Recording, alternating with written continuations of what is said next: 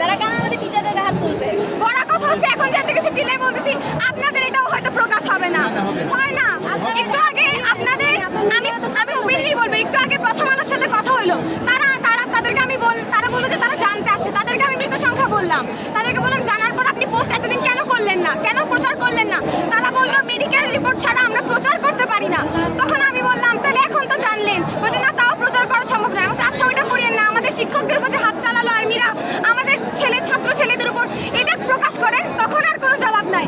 এটাই হয় আপনাদের থেকে, মানে বাংলাদেশের মিডিয়া এটা আপনাদের সামনে বলবো, আপনারা অন্ধ। যতক্ষণ না আমরা মরে যাই, আমাদের রক্ত সব ভেসে যায়, ততক্ষণ না আপনারা আসেন না। যমুনা টিভি নিয়ে আমরা গণপ্রধানের সঙ্গে কত প্রশ্ন করেন, এই যমুনা টিভি প্রকাশ করতেছেন, এই যমুনা টিভি অন্ধ বোবা ভরা হয়ে বসে আছে। এইসবের জন্য বারবার কি আমরা দেশ স্বাধীন করবো, বারবার রাজপথে নামবো? পড়াশোনাটা কখন করবো?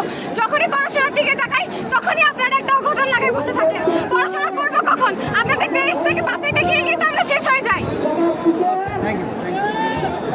আশা করি প্রকাশ করবেন।